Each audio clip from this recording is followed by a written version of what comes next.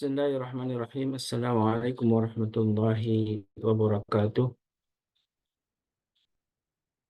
Nahmaduhu hamdan katsiran thayyiban mubarakan fih kama yuhibbullah wa yarda. Asyhadu an la ilaha illallah wahdahu la syarika lahu wa asyhadu anna Muhammadan abduhu rasulullah nabiyya ba'da. Allahumma salli wa sallim wa karim wa barik ala nabiyyina wa syafi'ina wa maulana wa qudwatina wa imamina Muhammad wa ala alihi wa sahbihi wa man ittaba'ahum bi ihsanin ila yaumiddin amma ba'du. Sahabatku jamaah Majelis Keluarga Indonesia yang mudah-mudahan senantiasa dirahmati Allah Subhanahu wa taala. Alhamdulillah wa syukurillah di pagi ini kita kembali berjumpa dalam sebuah majlis yang di sanalah Allah menurunkan rahmatnya. Di sana para malaikat hadir untuk mengaminkan doa-doa kita. Dan mudah-mudahan inilah majlis yang justru menjadi jalan bagi kita untuk menuju surga Allah Subhanahu wa taala. Karena disebutkan dalam sabda Nabi yang mulia, barang siapa yang menuntut ilmu, menempuh jalan untuk menuntut ilmu, tentu ilmu yang disyariatkan oleh Allah Subhanahu wa taala dan Rasulnya, maka disebutkan dalam hadis Nabi yang mulia, Allah akan mudahkan baginya jalan menuju surga. Dan salawat dan salam tentu senantiasa kita curahkan kepada baginda Nabi kita, Muhammad alaihi wassalam, beserta para sahabatnya, beserta keluarganya, para sahabat, dan mudah-mudahan kita termasuk umatnya yang kelak akan mendapatkan syafaat dari beliau. Amin Allahumma amin. Sahabatku yang dimuliakan Allah, di pagi ini Alhamdulillah kita kembali dipertemukan dalam sebuah kajian Mutiara Hati bersama guru kita Sadadi Al-Jambari Hafizahullah Ta'ala. Dan di pagi ini tema tentang hutang piutang yang menjadi lanjutan di episode sebelumnya, di Kamis yang pekan lalu ya. Tema tentang memudahkan orang berhutang ya, memudahkan orang untuk ketika ada kesulitan. Memang bagi seorang muslim, hak seorang muslim terhadap muslim lainnya adalah memudahkan saudaranya dalam eh, membantu menyelesaikan berbagai kesulitan. Dan salah satunya hal dalam bidang ekonomi. Dan sebelum masuk ke dalam kajian, tentu yang paling sering saya ingatkan juga untuk diri saya sendiri dan juga jemaah yang Allah, menjadilah ahli sedekah sebagai salah satu pintu surga juga yang sudah dibukakan oleh Allah.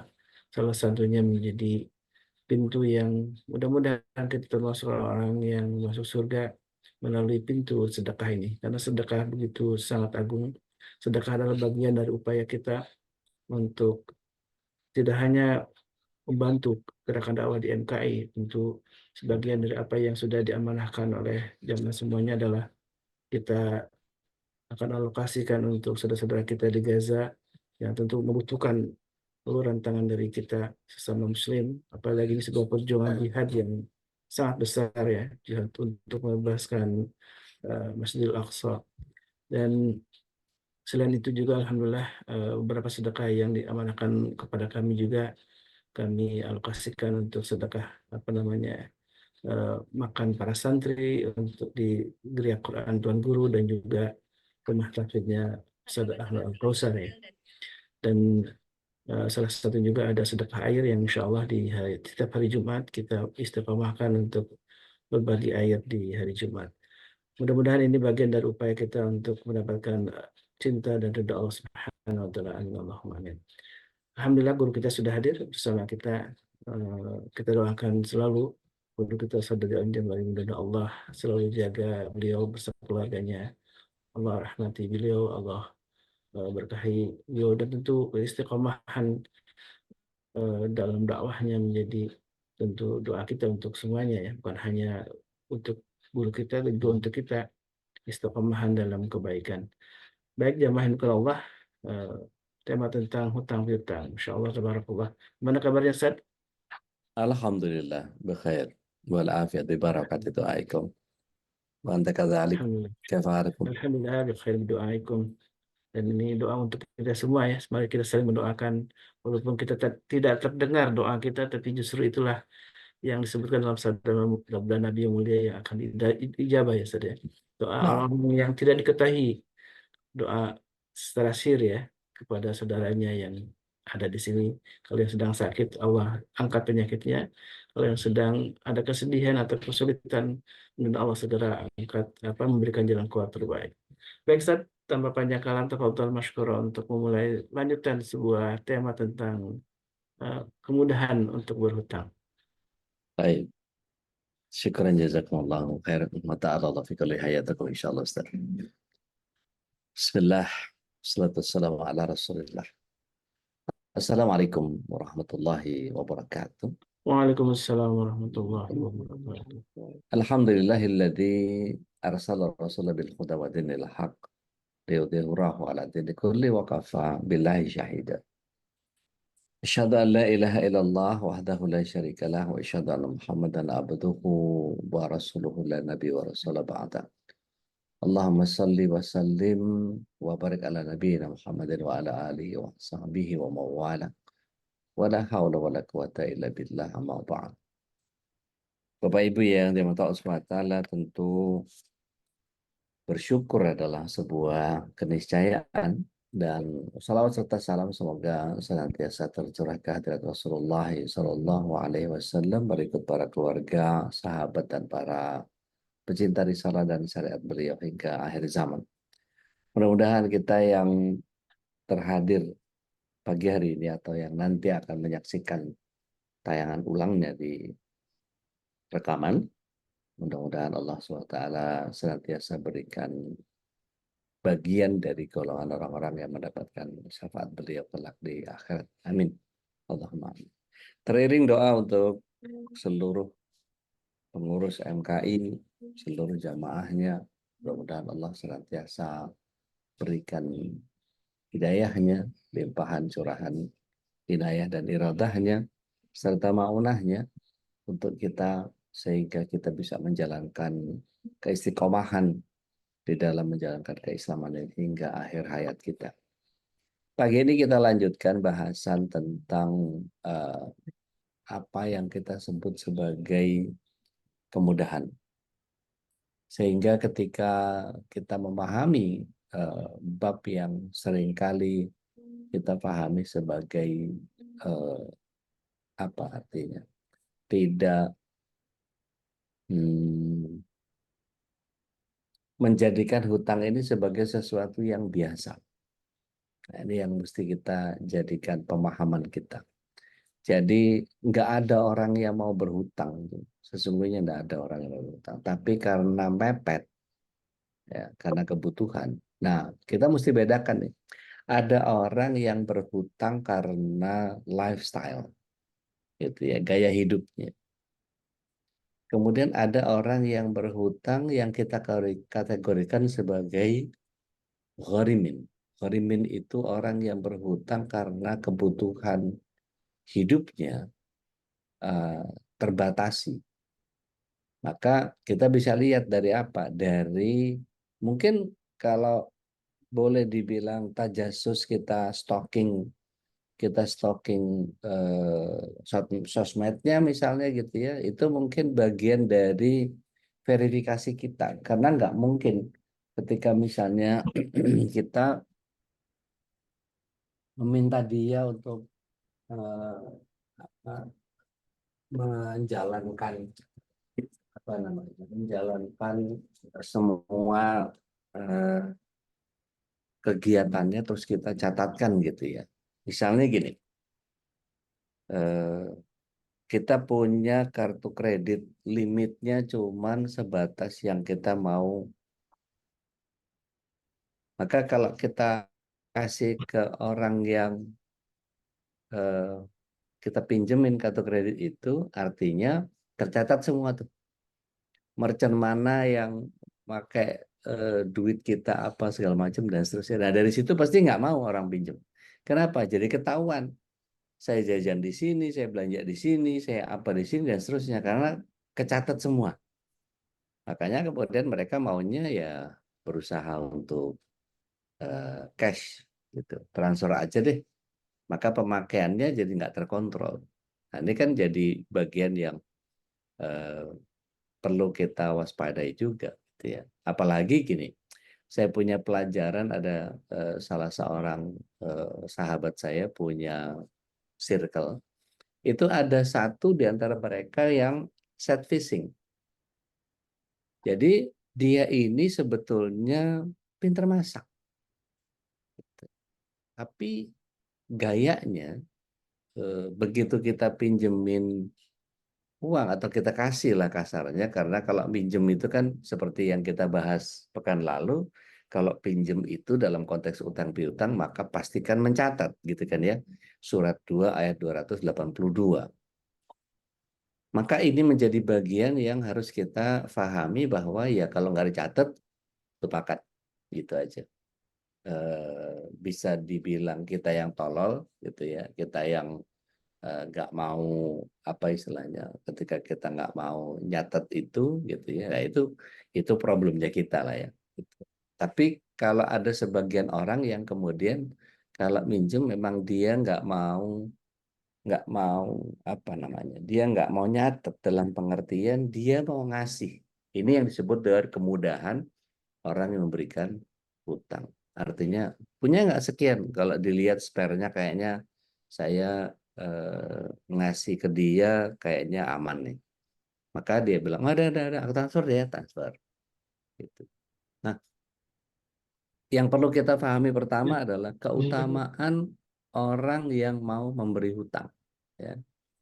Dalam Sahih Muslim, di bab keutamaan berkumpul untuk membaca Al-Quran dan zikir dari Abu Hurairah radhiyallahu anhu, Rasulullah SAW bersabda bahwa barang siapa meringankan sebuah kesulitan atau kesedihan seorang mukmin di dunia, ini hadis riwayat Muslim ya, Allah akan meringankan kesusahannya di hari kiamat. Barang siapa memudahkan urusan seseorang yang dalam keadaan sulit, Allah akan memberinya kemudahan dunia dan akhirat. Masya Allah. Maka barang siapa menutup aib seseorang, Allah akan menutupi aibnya di dunia dan di akhirat. Allah akan senantiasa menolong hambanya selama hamba tersebut menolong saudaranya. Nah, kunci ini menjadi sebuah pemahaman. Tolong orang lain, Allah akan membantumu. Jadi, basicnya adalah ketika kita nolong orang, bukan berarti gue tolong lo, ntar lo bantu gue. Enggak, jangan. Niatkan bahwa saya nolong ini karena saya kepengen pertolongan dari Allah. Maka dari hadis ini beberapa ulama mengajarkan kepada kita kalau kepengen utang kita lunas, datang ke Madura Mart, datang ke warung-warung, datang ke toko-toko yang kemudian bisa diutangin. Maka tanya, lihat buku utangnya orang-orang di sini ada berapa banyak. Misalnya, oh ini ada ini apa segala macam. Total berapa? Ada sekitar 2 jutaan. Oke, saya bayar ini, kalau mereka mau belanja ke sini, belanja aja, utang mereka lunas. Wah, itu keren. Itu keren. Kenapa? Tadi Ustaz Khalis menyatakan bahwa ini menjadi sebuah sodakoh yang bahasannya sudah panjang panjang lebar kali luas itu kita bahas itu ya beberapa kali, dan ayatnya berentet itu kalau ngomongin soal keutamaan. Maka kita insya Allah di MKI ini menjadi ahli sodakoh insya Allah. Gitu. Nah, eh, sahabat MKI dimanapun berada, mari kita lihat keutamaan orang yang memberi hutang itu ada di hadis yang mulia pada sabda beliau alaihi salatu wassalam. Barang siapa memudahkan urusan seseorang dalam keadaan sulit, Allah akan memberinya kemudahan dunia akhirat. Insya Allah. Bahkan dalam kitab Tuhfatul Ahwadhi dijelaskan bahwa maksud hadis ini adalah memberi kemudahan pada orang miskin, baik mukmin ataupun kafir yang punya utang. Maka dalam menangguhkan pelunasan utang atau membebaskan sebagian utang itu atau membebaskan seluruh utangnya, maka sungguh beruntung sekali seseorang yang memberikan kemudahan bagi saudaranya yang berada dalam kesulitan. Maka dengan izin Allah orang seperti ini akan mendapatkan kemudahan di hari kiamat nanti. Mungkin kita menjadi keki karena gimana sih galakan yang minjem daripada yang minta gitu. Artinya kita yang punya piutang malah kayak kita yang ngemis-ngemis gitu. Nggak apa-apa. Maka tadi saya bilang, niatkan di awal ketika misalnya kita mau itu kembali ke kita, maka catatkan hutang. Catatkan hutang. Kalau enggak, sudahlah. Itu, lupakan. Karena begini, kalau toh misalnya seperti beberapa waktu yang lalu saya sampaikan bahwa ada seorang, ini testimoni-testimoni yang luar biasa. Karena misalnya ada seorang ibu yang menjadi hilang penyakit yang ada di tubuhnya hanya karena sedekah. Gitu. Jadi eh, ada kisah yang luar biasa di Surabaya terjadi.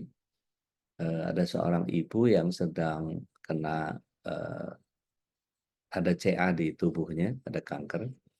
Kemudian eh, dia punya tabungan segitu-gitunya, kalau nggak salah 12 juta atau berapa gitu.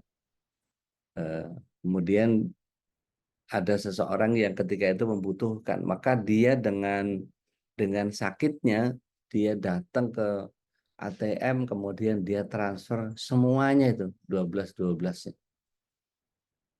Kamu pakai aja dulu, kayaknya kamu lebih perlu dari aku. Jadi dia tidak peduli dirinya sendiri, dia pokoknya nolong aja, bantu aja. Maka apa yang terjadi ketika check up, ya, ketika check up dinyatakan, loh ini ibu makan apa, minum obat apa, kenapa emang dok, kok jadi hilang, nggak ada nih sama sekali. Bingung dia, hah? Saya nggak minum apa-apa dok. Ya seperti saran dokter saya mesti gini gitu apa segala macam dan seterusnya. Wah ini nggak tahu saya. Ibu ngelakuin apa ini katanya. Amalan apa nih ibu nih? Alhamdulillah dokternya paham gitu sama amalan-amalan yang begitu. Ini biasanya kalau bukan sedekah yang kuat, sedekah brutal bilangnya. Ini biasanya ada doanya orang yang kabul nih Bu. Ibu bikin sesuatu yang luar biasa ini. Sampai Allah bikin ibu kayak begini. Gitu. Nah, eh, saya pernah juga ada tetangga di blok yang lain, ada di blok GH. Itu kata Allah sudah meninggal sih orangnya. Tapi gini maksud saya, beliau itu dengan kebaikan yang sangat luar biasa. Ternyata kesembuhan itu bisa Allah hadirkan lewat caranya Allah sendiri, gitu ya. Oke, bagian keajaiban yang begitu nggak usah dicari sebagai sebuah dengan amal apa saya bisa dapat keajaiban itu, nggak bisa ya. Ini buat Mas Haris kalau lagi nyimak, gitu ya. Kita nggak bisa nyari, oh dikir sekian ribu, sekian sekian ratus lebih dari 100 sampai 500 sampai 300 sampai berapalah segala macam. Jangan. Saya sarankan kalau untuk ngikutin Rasulullah SAW yang dicintai oleh Allah Tabaraka wa Ta'ala, maka jangan menyelisih apa yang datang dari beliau. Saya hanya bisa berpesan, Ibunda Aisyah menyatakan, man amaran amila, laisa min amruna fahuwa raddun, au kama qala Rasul sallallahu alaihi wasallam. Barang siapa mengamalkan satu amal yang tidak datang dari urusan agamanya Rasul sallallahu alaihi wasallam, maka tertolak. Kalau kata orang Sunda, capek digawe teka pakai. Ngapain kita bikin sesuatu yang nggak ada manfaatnya. Bahkan pernah saya katakan bahwa ada seseorang marbot yang kemudian di Solo itu ketika kami bergabung sama Ustaz Fadlan Abu Yasir dari Boyolali, beliau uh, ada bagian yang bagian akhir itu kita meruqyah seorang marbot dengan amalan yang tidak datang dari Rasulullah SAW. Dia sebutkan Allah sampai 1000 kali. Gitu. Jadi kecil tuh. 5 waktu, subuh 200, duhur 200, asar 200, maghrib 200, isya 200. Sehingga yang terjadi jin yang disebut itu datang ke dia. Maka kalau balik lagi kepada utang, maka tagih utang itu dengan cara yang baik. Dalam Sahih Bukhari dibawakan tentang bab memberi kemudahan dan kelapangan ketika membeli, menjual, dan siapa saja meminta haknya, maka mintalah dengan cara yang baik. Dari Jabir bin Abdullah, Rasulullah SAW bersabda bahwa semoga Allah merahmati seseorang yang bersikap mudah ketika menjual, ketika membeli, dan ketika menagih hutang. Maka yang dimaksud menagih hutang itu adalah meminta dipenuhi haknya dengan memberi kemudahan tanpa terus mendesak. Kita bisa lihat kitab Fathul Bari ya, di juzuk yang ke-6 kalau nggak salah. Maka Ibnu Hajar menjelaskan bahwa hadis ini terdapat dorongan untuk memberikan kelapangan dalam setiap muamalah dan dorongan untuk memberikan kelapangan ketika meminta hak dengan cara yang baik. Jadi untuk mencapai satu tujuan mesti ingat ya, ketika kita ada di satu kelompok begitu ya, terus kemudian kita nggak kenal sama seseorang itu, kemudian kita main tunjuk aja gitu. Siapa namanya? Siapa? Namanya siapa? Siapa namanya? Nama. Itu pasti dia jawabnya dengan teriak.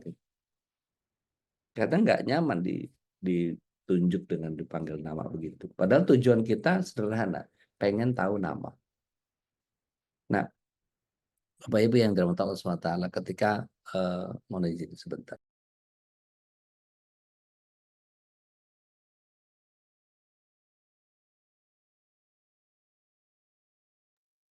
Ketika kita ingin mengetahui nama seseorang, tidak bisakah kita kemudian mengambil bagian kesopanan ya daripada kekurangan ajaran. Artinya gini, kalau di apa namanya Kopaja atau di eh, Metro Mini dulu ya, itu ada tulisan Anda sopan, ada stiker itu Anda sopan, kami segan. Gitu. Jadi turunkan kekurangan ajaran kita, naikkan kesopanan kita, akan menjadi berbeda. Mohon maaf Ibu, namanya siapa? Mohon maaf Bapak, namanya siapa? Nunjuk juga, tapi gesturnya sopan. Ada lagi, turunkan kekurangan ajarannya, naikkan level eh, kesopanannya. Mohon maaf Bapak, Ibu, saya Dodi.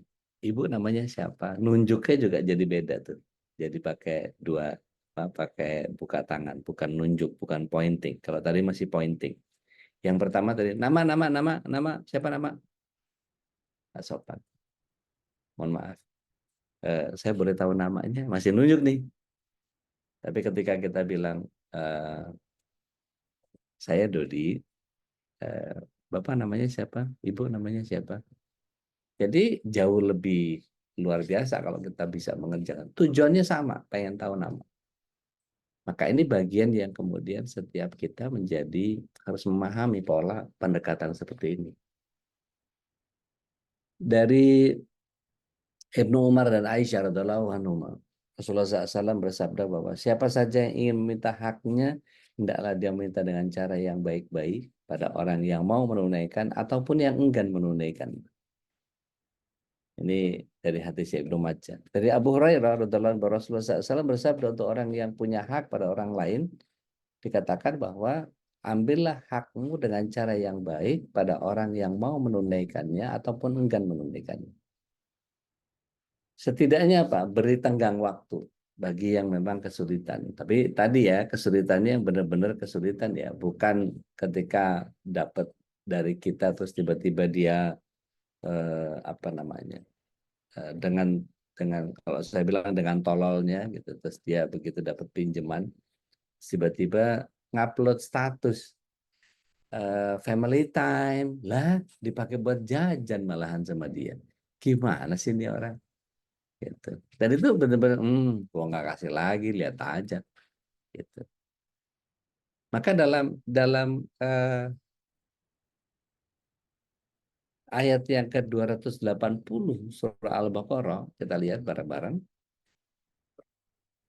Allah SWT bahkan memperingatkan kepada kita. Dan jika orang yang berhutang itu dalam kesukaran, maka berilah tangguh sampai dia berkelapangan. Dan menyedekahkan sebagian atau semua utang. Lebih baik bagimu jika kamu mengetahui. Ya. Jadi saya ulang, dan jika orang yang berhutang itu dalam kesukaran, maka beringat tangguh sampai dia berkelapangan. Artinya apa? Kalau misalnya tenggat waktunya selesai, ya, supaya tidak terjadi wan prestasi, supaya tidak terjadi cedera janji, maka buat lagi. Oke, karena ini sudah mau habis masa berlakunya termin pembayaran utangnya, maka kita perbarui saja. Ya, kalau misalnya masih belum bisa dibayarkan. Oke, datengin lagi saksi, terus kemudian perbaikan masa tenggat ya, eh, pembayaran. Nah itu Luar biasa banget kalau bisa begitu. Maka di ayat ini Allah perintahkan kita untuk bersabar terhadap orang yang berada dalam kesulitan, di mana orang tersebut belum bisa melunasi utang. Makanya Allah yang berfirman ketika dan jika orang yang berhutang itu dalam kesukaran, maka berilah tangguh sampai dia berkelapangan. Nah, hal ini seperti perlakuan orang jahiliyah dulu. Orang jahiliyah itu mengatakan kepada orang yang berhutang ketika tiba batas waktu pelunasan, ya, kamu lunasi utang tersebut, kalau enggak kamu kena riba. Nah, itu enggak boleh. Ya. Maka memberikan tenggang waktu kepada orang yang kesulitan ini wajib. Dan selanjutnya kalau ingin membebaskan utangnya, maka ini hukumnya sunnah. Artinya ya uang segitu nggak bakal miskin kita kalau kita kasih. Bahkan sedekah kita dalam jumlah yang cukup besar. Bahkan mungkin ada yang ngaduk gitu, aduh gede banget udah. Ya segede apapun kalau itu jadi sedekah kita, yakin nggak Allah bakal bakal ganti. Kalau nggak yakin, hati-hati. Akidahnya berantakan tuh. Maka yakin aja udah. Kadang-kadang gini, ada orang yang kemudian memang sengaja Allah hadirkan untuk jadi tempat kita bersedekah. Entah itu ipar, entah itu sepupu, entah itu keponakan, entah itu siapapun. Kadang-kadang ada orang yang memang sengaja Allah SWT hadirkan untuk kita bisa memudahkan diri dalam sedekah itu. Jadi ini bagian yang kemudian saya sebutnya sebagai malaikat-malaikat kecil daripada uang kita nggak jelas larinya kemana gitu ya. Kalau kita kebanyakan uang itu kadang-kadang eh, bagian yang apa istilahnya? Eh, Ketika kita tahu bahwa Allah Subhanahu wa taala memberikan peringatan seperti itu, kemudahan untuk kita, maka sampaikan dan menyedekahkan sebagian atau semua utang itu lebih baik bagimu jika kamu mengetahui. Ini dalam tafsir Al-Qur'an Al-Azim dalam surat 2 ayat 280 tadi begitu. Begitu juga dengan beberapa hadis yang disebutkan keutamaan orang yang beri tenggang pada orang yang sulit melunasi utang. Nah, Rasulullah SAW bersabda, barang siapa memberi tenggang waktu bagi orang yang berada dalam kesulitan untuk melunasi utang atau bahkan membebaskan utangnya, maka dia akan mendapat naungan Allah. Di mana hari kita tidak bisa mendapatkan naungan. Bahkan dari seorang sahabat Rasulullah SAW yaitu Abu Yasar, katanya Rasulullah SAW bersabda, barang siapa ingin mendapatkan naungan Allah Azza wa Jal, hendaklah dia memberi tenggang waktu bagi orang yang mendapatkan kesulitan untuk melunasi hutang atau bahkan dia membebaskan utangnya tadi. Hadis ini sahih. Ya, saya Syuaib Al-Arnaud melihat hadis riwayat Ahmad ini menjadi sahih. Begitu pula ketika kita melihat akhlak yang mulia dari Abu Qatadah karena beliau pernah mendengar hadis yang seperti itu. Jadi Abu Qatadah ini punya sebuah piutang ya, pada seseorang. Kemudian beliau ini mendatangi orang itu untuk menyelesaikan utang. Tapi ternyata orang ini sembunyi, nggak mau menemui. Maka satu hari Abu Qatadah mendatangi lagi, kemudian yang keluar dari rumahnya adalah anak kecil. Ya, Abu Qatadah pun menanyakan kepada anak tadi, kepada orang yang berutang tadi. Lalu anak tadi menjawab, iya, dia ada di rumah sedang makan khazirah. Maka Abu Qatadah pun memanggilnya, wahai Fulan, keluarlah. Aku dikabari bahwa engkau berada di situ. Orang tersebut kemudian menemui Abu Qatadah. Maka Abu Qatadah bertanya kepadanya, kenapa engkau harus sembunyi dari aku?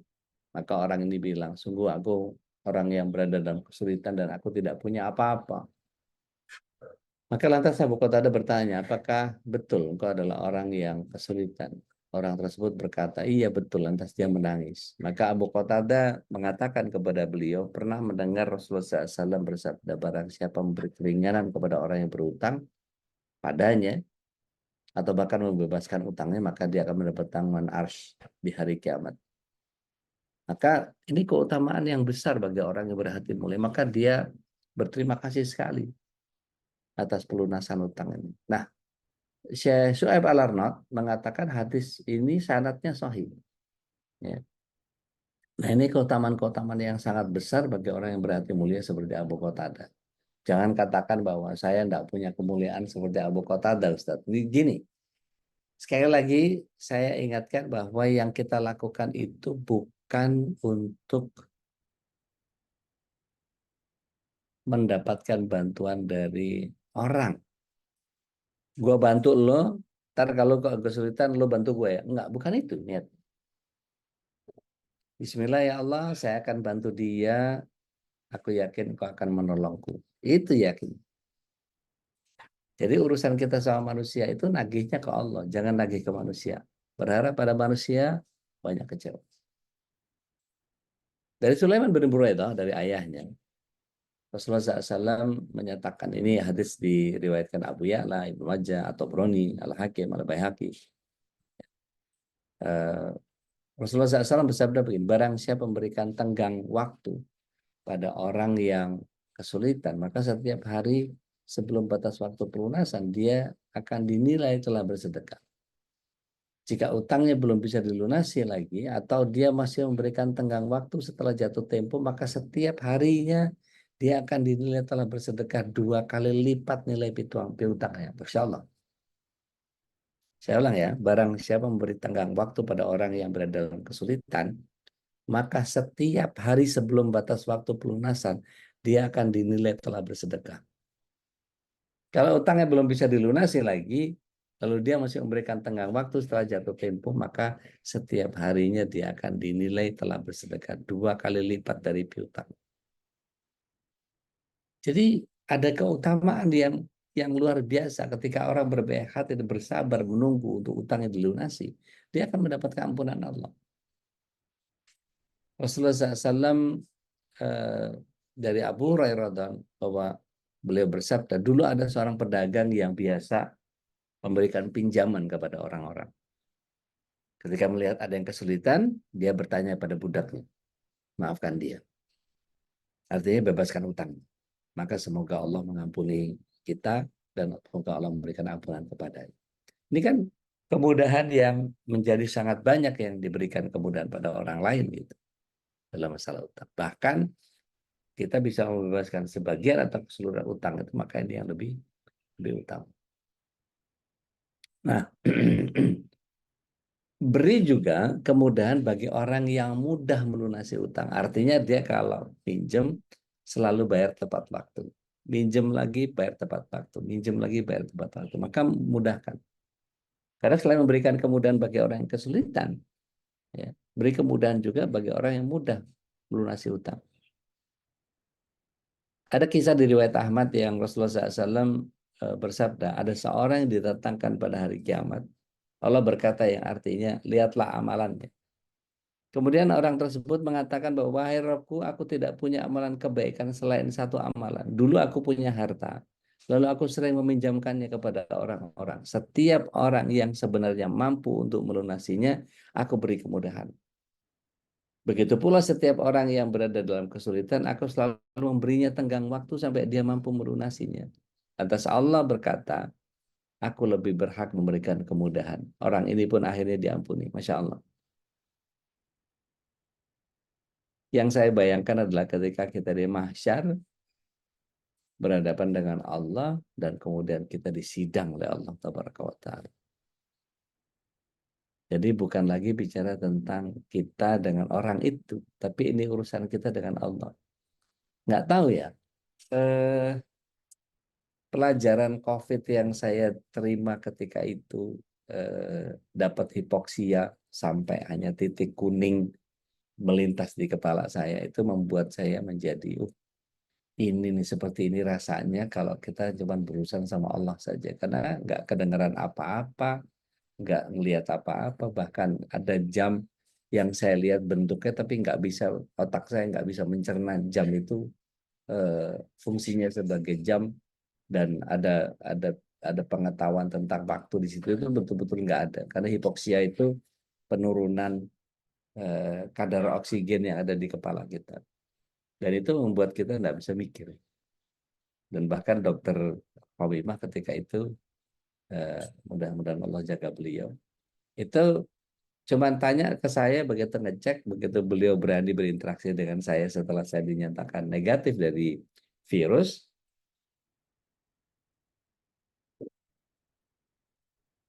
Beliau cuma tanya satu, sudah ketemu sama yang putih? Gitu dia bilang. Karena beliau ngelihat statusnya, saturasi saya itu cuma 58, yang lain 65 aja lewat gitu kan. Kebutuhan udara kita tuh nggak boleh kurang dari 70. Tapi ini Allah kasih, nggak tahu tuh, bisa 58 masih hidup. Mungkin amalnya masih belum banyak untuk bisa berurusan sama Allah.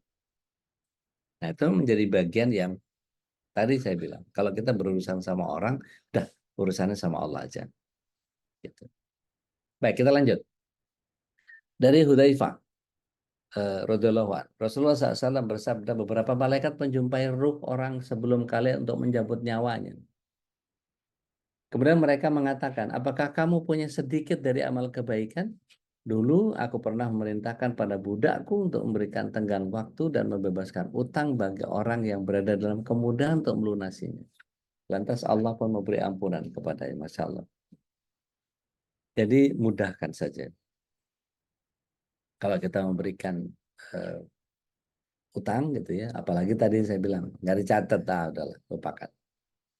Hitung, hitung sodakoh aja.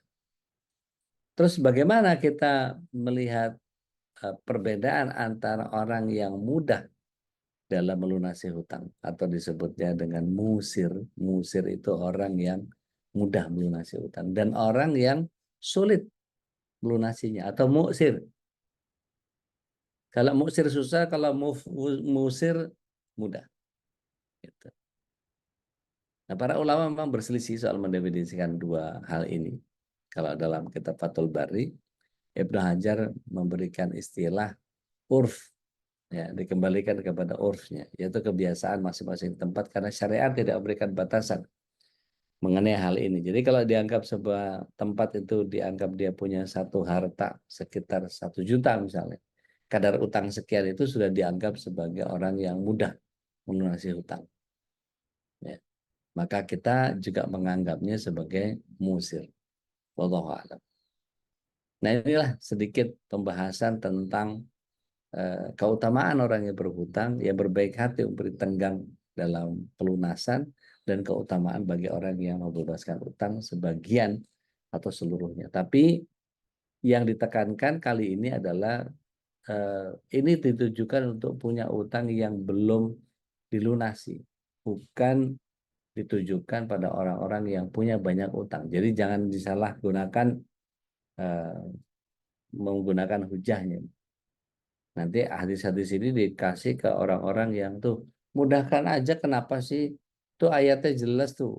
Tuh surat 2 ayat 280 tuh suruh suruh mudahin berapa tamat. Kan duitnya banyak kan lu kata yang utang gitu. Gitu ya. Nah, orang-orang yang punya banyak utang tidak boleh berdalil dengan dalil yang tadi. Ya. Coba bayangkan kalau orang yang punya banyak utang berdalil dengan dalil yang tadi. Waduh, dia akan selalu ngulur waktu untuk pelunasan utang. Nah, untuk ngimbangin ya, ngimbangin pembahasan ini, maka kita harus apa namanya? Membahas juga tentang bahayanya orang banyak utang. Jadi betapa bahayanya orang banyak utang itu eh, bahaya juga. Artinya dia nggak amanah gitu dalam eh, membayar utangnya. Maka mari kita lihat bagaimana Allah yang menolong orang yang berhutang, dalam pengertian memang dia gharimin ya. Jadi ketika dia punya tekad untuk melunasi hutang dan kemudian dia selalu berusaha keras agar utangnya itu lunas, maka Allah akan membantunya. Beda halnya dengan orang yang cari utangan lantas niatnya ngemplang, ya, memang menghindarkan diri dan nggak pernah mau melunasi. Ya. Nah, sekarang tuh canggih-canggih orang, ya, bikin eh, apa skema usaha macam-macam itu, ya, dari mulai yang gampangan sampai yang keren-keren, ya. Misalnya kalau di terminal-terminal itu kita ketemu sama orang yang eh, melepas jamnya gitu. Ini eh, Pak, saya lagi butuh uang, istri saya nunggu di mobil, saya harus ke rumah sakit. Ini tolong jam saya di eh, beli seberapa aja. Begitu lihat Rolex sih, gitu. Wah, Rolex nih. Gitu. Rolex tapi Rolex Rusia gitu, yang harganya cuma $1 gitu, kodian, barang palsu. Wah itu begitu lihat Rolex dari beratnya aja udah berasa tuh, gitu ya, kalau orang yang paham gitu, gitu lihat, Rolex nih, kalau yang nggak paham dia langsung, nggak sanggup saya belinya, berapa aja lah mas buat ini gitu. Eh, dan buat ngurus anak saya aja seberapa aja, kan Rolex nggak mungkin dihargai 50.000 ya, kita juga nggak enak hati gitu kalau buat yang nggak paham ya. Tapi kalau yang begitu itu, udah lupakan saja. Maaf mas, saya nggak punya. Memang kita nggak mau lihat bantu karena dia mau nipu, gitu kan ya. Nah ada lagi sampai kemudian saya pernah juga di tahun berapa ya, sekitar tahun 90-an, iya sekitar 90-an, ya 91 atau 92. Itu ada sebuah perusahaan, wah kantornya mewah, apa furniturnya pilihan, kelihatan lah gitu ya. Itu mereka usaha bidang kosmetik, ya, usaha bidang kosmetik. Jadi setiap orang yang datang beli bibit, ya beli bibit, satu satu kantong bibit itu eh, harganya mulai dari 100.000 gitu. Dia bawa pulang, dia taruh di beberapa wadah yang besar gitu seperti nampan, dikasih air, ngembanginnya segitu sederhana, cuma dikasih 2 sendok, nanti 2 hari dia akan ngembang nutupin itu. Nah, cara eh, panennya adalah setelah seminggu itu kemudian diambil bagian atasnya itu, bagian atasnya diambil, dikeringin, dijemur, kemudian dikembalikan. Nah, waktu mengembalikan dapat uang lagi. Wah, siapa yang nggak mau? Gitu kan. Kita nggak tahu itu serbuknya serbuk apa, entah ragi, entah apa kok bisa apa namanya ngembang sedemikian luar biasa. Baunya wangi, gitu. Maka si ibu kos tempat saya tinggal itu bikin itu sampai beli rak, disusun, nampan-nampan itu disusun apa segala macam, dijagain jangan sampai kena angin, jangan sampai kena apa segala macam. Wah rumahnya penuh. Dari pertama 100.000 jadi 500.000, 500.000 jadi terus terus nambah nambah nambah nambah. Begitu dia beli bibit yang agak banyak dan yang lain juga sudah mulai banyak sampai nitip-nitip tetangga apa segala macam dan seterusnya, hilang perusahaan itu, ngilang, yang punya perusahaan ngilang. Nah berapa banyak apa namanya perusahaan-perusahaan bodong yang seperti itu ya, apa eh, ada beberapa kawan-kawan di sini yang tahu tentang kita invest di apa namanya beberapa equity di luar gitu ya, entah itu emas, entah itu tambang, entah apa segala macam. Terus sampai akhirnya kemudian kita udah naruh duit segala macam, beli saham ini naik turun apa segala macam ya, ada resiko lah ya, tapi kemudian iming-imingnya luar biasa nih. Kalau saya kasih lihat ke Bapak Ibu, saya ingin kasih tunjuk bahwa angkanya fantastis gitu ya. Angkanya fantastis.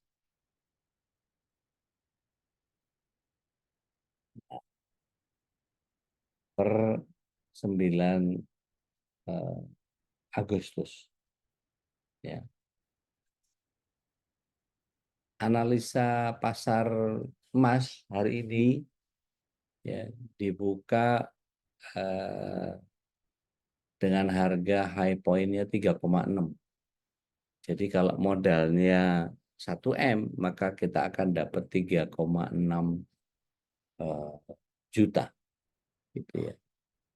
Maka kalau kita ambil 20 lot dikalikan 3,6 itu dapat 72 juta. Wah, fantastis kan ya. Itu kalau punya duit seember. Buat kita yang nggak punya uang segitu, nggak tergiur, kita males gitu ya. Tapi ada beberapa orang yang kemudian berusaha untuk invest gitu. Begitu modelnya. Ketika kita tahu bahwa hal-hal yang begitu, sampai begini, sampai ada yang franchise, modalnya franchise. Dia bikin restoran, dia bikin franchise-nya, buka di mana-mana, ya iklannya dikerjakan oleh agensi gitu ya. Bahannya dari dia, semua sistem operasinya dari dia, apa segala macam bahan-bahan dari dia, ini itu segala macam dan seterusnya. Maka kita harus sewa tempat, kita harus merekrut karyawan dan barang-barang dari kita gitu. Sementara bahan baku dari dia disuplai terus. Maka yang terjadi viral cuma sekitar 3 bulan pertama, sisanya suffering. Habis itu udah nggak tahu, nggak jelas. Maka perhatikan kalau kita mau ikutan franchise yang begitu, track recordnya secara eh, resto gimana, sudah berapa tahun dan seterusnya. Itu mesti kita pelajari juga gitu ya. Jangan sampai kita boncos di belakangan kepengen ngelihat wah ini kayaknya bagus nih gitu ya. Jangan. Ya, oke. Balik lagi. Dikatakan dalam Ibnu Majah eh, orang yang punya tekad utang dia selalu berusaha keras agar utangnya lunas. Maka Allah akan menolongnya. Beda sama orang yang tadi saya bilang cari utangan lantas kabur gitu ya. Maka dikatakan siapa saja yang punya utang dan dia berniat melunasinya, ya, maka dari Ummul Mukminin Maimunah, Ibnu Majah menjelaskan bahwa dulu Maimunah ingin berhutang, lalu di antara kerabatnya ada yang menyatakan jangan kamu berhutang. Sebagian kerabat ini mengingkari perbuatan Maimunah tersebut. Lalu Ummul Mukminin Maimunah ini menyatakan, iya, sesungguhnya aku mendengar dari Nabi dan kekasihku Shallallahu Alaihi Wasallam bersabda, jika seseorang punya utang dan Allah mengetahui bahwa dia berniat melunasi utang, maka Allah akan mudahkan baginya untuk melunasi utang tersebut di dunia. Juga ada hadis dari Abdullah bin Ja'far. Rasulullah SAW bersabda, Allah akan bersama atau memberikan pertolongan pada orang yang berhutang yang ingin melunasi utangnya sampai dia melunasi utang tersebut selama utang tersebut bukan sesuatu yang dilarang oleh Allah. Al-Hafiz Abu Tahir menyatakan bahwa sanad hadis ini hasan. Di dalam riwayat yang lain disebutkan juga hadis dari Maimunah juga bahwa siapa yang mengambil utangan lantas dia bertekad untuk melunasi, Allah akan menolongnya. Maka yang dimaksud dengan hadis ini adalah siapa yang mati dalam keadaan utangnya belum dilunasi, padahal dia tidak menyepelekannya seperti ia termasuk orang yang sulit melunasi atau orang susah gitu ya. Atau dia mati tiba-tiba padahal dia punya harta yang tersembunyi dengan niatan memang untuk melunasi utang tersebut. Maka menurut salah satu pengertian yang disebutkan oleh Ibnu Hajar dalam Fathul Bari-nya, hadis Abu Hurairah bahwa Rasulullah SAW bersabda, jiwa seorang mukmin masih bergantung dengan utangnya sampai dia melunasinya. Maka hadis ini ditujukan pada orang yang mampu melunasi utang tapi enggan melunasi. Adapun yang sudah bertekad melunasi atau dalam keadaan sulit melunasi tapi sudah bertekad, maka Allah akan menolongnya. Contoh misalnya, ada seorang kawan saya di Seragen, ayahnya meninggal. Kemudian setelah selesai, pada saat pemakaman diulang lagi tuh statement bahwa jika ada sangkut paut urusan utang piutang dengan beliau, Allahyarham, maka uruslah bersama kami para ahli warisnya. Nggak ada tuh kicep, nggak ada yang ngomong sama sekali. Tapi begitu kira-kira 10 tahun setelah beliau pindah ke Jakarta, kemudian beliau berniat untuk menjual rumah yang di Seragen itu dan membawa ibu kemudian pindah ke Jakarta. Maka begitu mendengar rumah itu dijual, wah mulai berdatangan. Dulu bapakmu punya utang ke saya sekian, sekian, sekian, sekian. Lah, 10 tahun yang lalu kemana aja? Wong kita waktu itu membahas ini itu apa segala macam nggak ada ngomong. Padahal dia datang itu. Gitu. Maka ketika bertanya ke saya bilang, ya silakan dibayarkan jika dia punya bukti hutang piutang. Jika tidak, nanti semua akan orang mengatakan hal yang sama. Bagaimana ini? Masa mesti sumpah pocong segala macam? Nggak benar. Jadi sampaikan kepada dia, kalau misalnya ada buktinya, ya nggak ada dong. Dulu itu bapakmu cuma minjem ke saya, gini-gini, ya nggak ada mencatat apa segala macam. Padahal kita ketahui bahwa si bapak ini pengamal Al-Quran, gitu. Nggak mungkin beliau nggak pakai catatan, gitu. Nah ini yang kemudian menjadi bagian yang kita harus waspada betul, gitu. Nah, ada ancaman yang lain kalau seseorang minjam harta yang berhutang lantas nggak punya niatan untuk mengembalikan, hati-hati. Siapa yang mengambil harta orang lain, ya berhutang maksudnya, kemudian dia bertekad untuk mengembalikan, maka Allah akan menolongnya. Tapi siapa yang meminjam harta orang lain diantaranya berhutang, lantas dia bertekad untuk ngemplang, ya, untuk tidak mengembalikan, maka Allah akan menghancurkan hidupnya, akan sulit. Waliyadzubillah. Nah ini yang kemudian eh, mudah-mudahan Allah SWT jauhkan kita dari mudahnya kita berhutang, gitu ya, sehingga nanti kita akan eh, membahas lagi satu kali lagi di pekan depan, kita akan bicara tentang betapa adab ketika ketika butuh baru berhutang, ketika eh,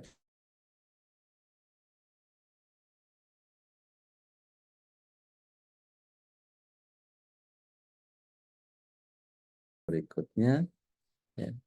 Mudah-mudahan ini menjadi bagian yang kita bisa paham. Silakan eh, apa namanya, kalau ada pertanyaan atau ada sanggahan, bantahan, monggo. Silakan. Saya kembalikan lagi ke Baik, Alhamdulillah, Alhamdulillah. Jazakallah khairan, Ustaz, atas Tarik ilmu Barakallah. dan nasihatnya nih tentang hutang piutang ini menjadi kehidupan sehari-hari kita, Ustaz ya. Dan tentu Nah, ini adabnya masih banyak yang harus dibahas. Ini masih satu episode lagi, Ustaz ya, tentang insya Allah. piutang karena eh, fenomena ngemplang utang itu menjadi sebuah kebiasaan gitu dia. Berhutang tapi memang tidak ada niat sungguh untuk melunasinya. Dan ini Kalau kemplang boleh, Ustaz. ngemplang makanya Iya, enak ya. kalau kemplang ada dua tuh. Ada kemplang yang dari Palembang, ada kemplang dari Jawa. Kalau dari Jawa nggak enak. Di kemplang, ditampar, digaplok kalau orang kita bilang. Baik, tadi Eh, Bunda Ida ya yang pertama yang udah resen ya. Tadi Bunda Aisyah juga silakan. Yang pertama Bunda Aisyah dulu deh. Tayyib. Tafadhal. Siap. Bismillahirrahmanirrahim. Assalamualaikum warahmatullahi wabarakatuh. Waalaikumsalam warahmatullahi wabarakatuh. Izin udah Tafadhali. mengenai utang piutang. Ya, Bagaimana hukumnya orang ingin berinfak ke satu tempat gitu, tapi uangnya boleh ngutang gitu. Nah itu baik. bagaimana? Baik. Bismillah, salatu wassalamu ala Rasulillah. Selama dia punya kesanggupan untuk membayar, nggak ada masalah. Misalnya ya, saya gajian, gitu ya, dari kantor. Saya mendapatkan gaji. Saya berhutang sekian karena ada kebutuhan mendesak, saya akan bayarkan pada saat tanggal gajian. Begitu gajian langsung saya lunasi. Boleh, nggak ada masalah. Tapi kalau dia nggak punya jaminan untuk dia mendapatkan pengembalian, ya susah. Apa jaminannya? Gitu. Nggak boleh. Makanya kemudian beberapa institusi keuangan selalu kemudian yang cek BI lah, yang mesti ngecek rumah lah, ini rumahnya rumah rumah ngontrak apa rumah pribadi atau apalah segala macam, dan itu apa rigid gitu pretelinnya gitu. Jadi kalau misalnya gini, eh, saya punya tagihan eh, sebesar misalnya katakan 20 juta gitu ya. Tapi eh, baru akan dibayarkan setelah pekerjaan selesai. Nah, pekerjaan masih berjalan. Maka untuk bridging saya karena permodalannya cekak, maka saya minta bantuan. Ustadz Khalis tolong tambahin 10 juta. Maka nanti di akhir pembayaran saya akan kembalikan itu qardul hasan. Itu. Maka saya akan kembalikan. Begitu dapat kontrak itu selesai tanda tangani dapat 20 juta, saya kembalikan 10 juta ke Ustadz Khalis. Itu dibolehkan kalau memang punya jaminan ya di kedepannya itu sudah tahu. Allah alam. Alhamdulillah, jazakallah deh. Oke, barakallahu fiik. Silakan yang lain. Ibu Ida, silakan Bu langsung Ida, kayaknya. ini Ida. ditulis ya. Iya. Udah bertanya apakah boleh zakat mal untuk bayar atau cicil utang? Boleh. Ya. Apa harus ada akadnya? Nggak harus. Ya. Yang punya utang kesulitan membayar. Maksudnya gimana? Yang punya utang kesulitan membayar. Oke, sulit bayar utang ya maksudnya ya. Dibolehkan, nggak ada masalah. Gitu. Karena zakat mal itu memang untuk dikeluarkan untuk membantu kebutuhan orang. Artinya gini, kalau misalnya itu memang kita alokasikan buat zakat mal, gitu ya, terus kemudian kita berikan kepada orang yang berhutang, maka bilang sama dia, ini nggak usah ngutang, ini buat antum aja, ini buat anti aja, hadiah. Jangan dibilang ini zakat ya, terima, ini bisa banget orang dapat zakat kayaknya gimana banget, padahal dia butuh.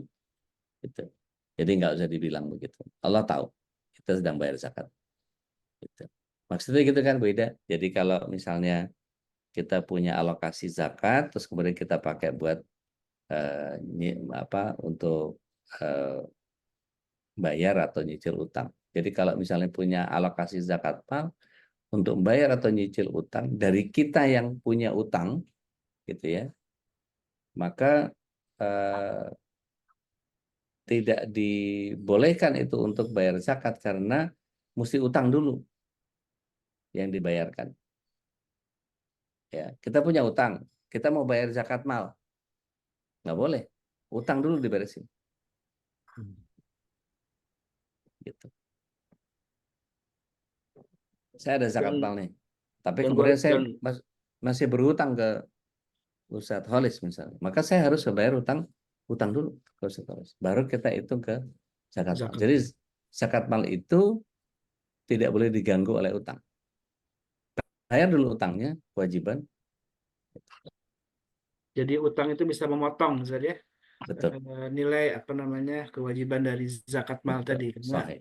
yang didahulukan tadi Ya. membayar hutang dulu. Betul. Dan tadi jelas kalau algorimin atau yang berhutang itu termasuk bagian dari 8 asnaf, Ustaz ya. Sahih.